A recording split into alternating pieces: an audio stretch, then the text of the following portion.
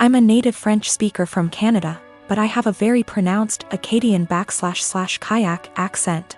For those who don't know, it's pretty much a mix of French and English with some local dialect thrown in there.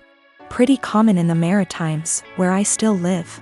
I'm perfectly bilingual in both languages. I started dating my boyfriend, who only speaks English, about 4 years ago and spent a lot of time with his family. They've all been really great, except for one of his aunts. She says she was a French teacher in Anglophone schools for over 40 years up until a year ago and even studied in France. And she insists on only talking to me in French. I agreed at first since I didn't want to be rude to his family, but it's getting super weird. I don't understand how she was able to teach kids English or how she comes up with most of her sentence. Like I have to guess 90% of whatever she says and hope I'm right because it makes absolutely no sense.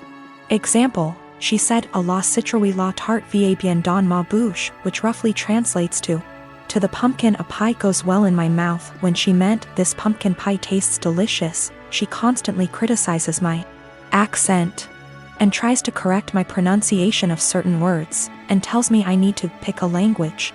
When I accidentally say something in kayak, speaking proper Francais standard is actually getting harder for me since I've been only studying / working in English. So last night during dinner she started going on about how Acadians were uneducated and made no effort to properly learn a language, which is total BS, and obviously weirdly directed at me. For the rest of the night I stopped guessing what she was trying to say to me in French, acting like I didn't understand anything, and started correcting her as well, which was pretty much every single sentence she said. I wasn't trying to be rude or aggressive about it, but after a while she gave up on the French and ignored me for the rest of the night. Turns out she was super pissed and told everyone I was trying to embarrass her in front of everyone. Looking back, I think I might have taken it too far by not stopping after 2 to 3 sentences, and I feel bad. My boyfriend said I was being while his mom said she probably deserved it. Forgot to mention that I told her a few years ago that it's hard for me to fully speak proper French as I spoke kayak all my life. Tried to explain Acadian culture, she wasn't having it, surprise, and she stopped for a while but is now doing it again. I am a 17-year-old female, and I still live with my mom, my stepdad, and my 2 half-siblings, 5 and 7 year. My dad died when I was 5, driving me to the hospital. Mom didn't want to pay for an ambulance. He died in the crash and my leg and spine got busted up in a way that has left me needing a cane pretty much ever since. My stepdad's always been a little distant with me. He likes to make jokes about how I'm an early blooming black widow. I think he gets that from my mom, who blames me for my dad's death. I do too, it is my fault after all, so I don't push back on it. Anyway, the point is that with the current situation my parents are always looking for ways to get my half-siblings active and doing things without leaving the house, and have recently settled on scavenger hunts. I have no problem with this honestly. I wish they'd stop hiding stuff in my underwear drawer, but it's a 5-year-old and a 7-year-old, so that's not the worst. My problem though is that they keep taking my cane when I'm not looking.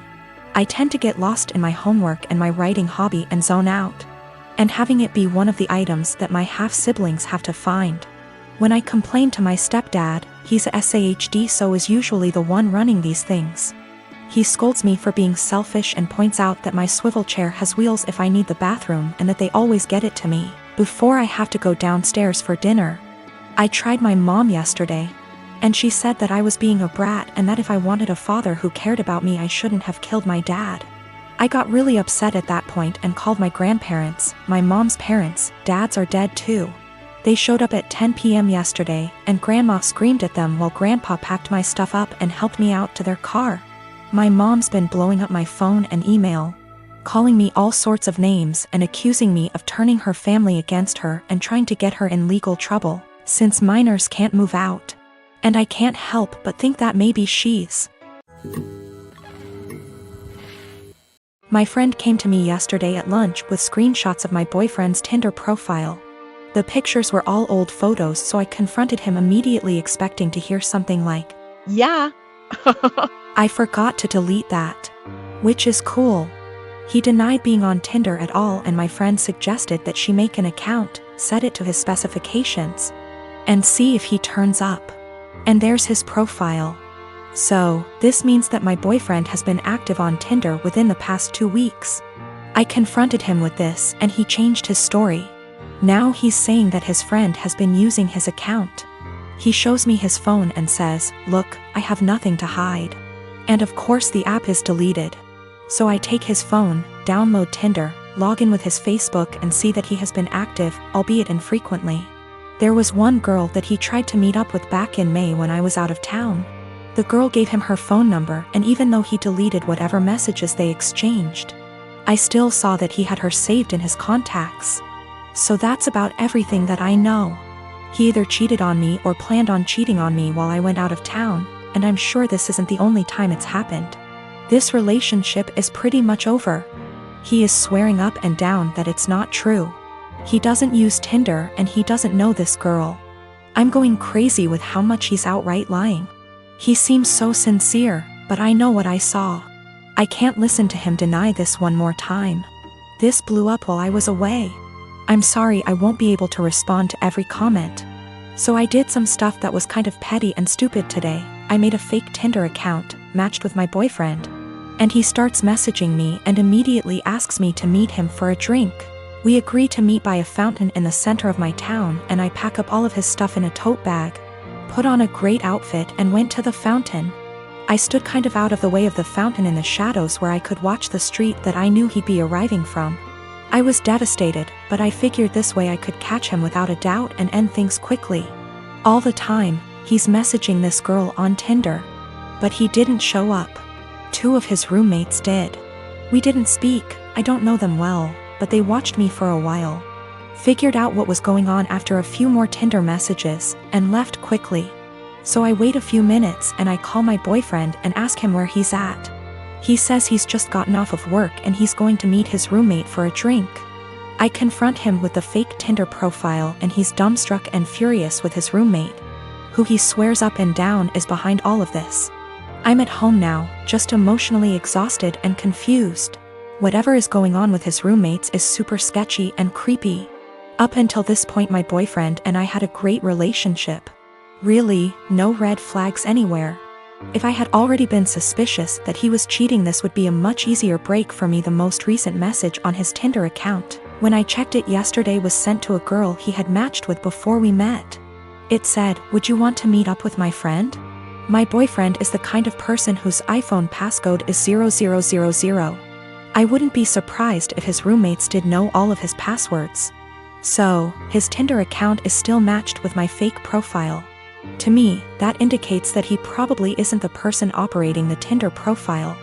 If it were him, wouldn't he have blocked the fake profile immediately? A lot of people have said that he probably sent his roommates to check things out for him. I can't write that off entirely, but my gut says that it isn't true. I just don't think it's very likely. When it comes to his roommates, I'm very concerned that they have been using his profile to trick women into meeting with them.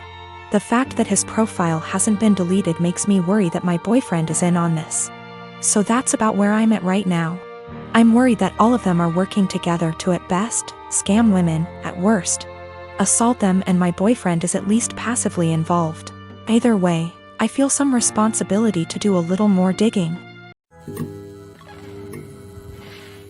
I've always cleaned as I cook so that when it gets to the end of the meal, there's minimal mess. My husband is the opposite. When he cooks, it's like a bomb went off. I've encouraged him to clean as he cooks. And if we're doing a big meal / holiday meal together, I often make sure to assign him that role. Like most people, one of us cooks, the other one cleans up. I am the better cook, so I cook like 80% of the time. He gets an easy cleanup. I'm busier than usual at work, so he's had to step up. Whenever he's done, the kitchen is a mess. I don't even get how it happens. There will be oil splatters untouched, stuff drying to dishes, peels and meat. I'm not about to let food sit out overnight, so after I'm done eating I'll start the process and won't get to really relax much. Last week I asked if he could please try cleaning as he cooks. He told me the rule is one person cooks, the other person cleans. I said, I get that, but you're leaving me with a huge mess every night. He said, I just don't have the time to clean up when I'm focused on cooking, knowing full well I'll see him scrolling on his phone. I just got so fed up, so on Sunday I made a big pot of chili.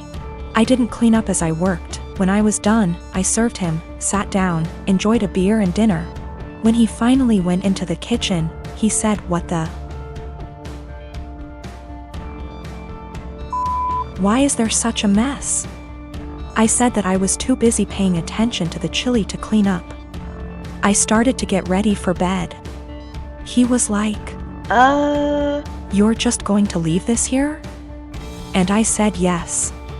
He said he would have to wake up extra early to clean up and that he had to be at work earlier than usual, and was supposed to play a game with his friends later that night, so could I just clean up? I said no, I cooked, so he has to clean. 2 days later he's still pissy with me because he ended up not being able to game and told me that he didn't get enough sleep, and was exhausted at work. Not to be too snarky, but it's not like he's a surgeon, because I had to prove a point to him.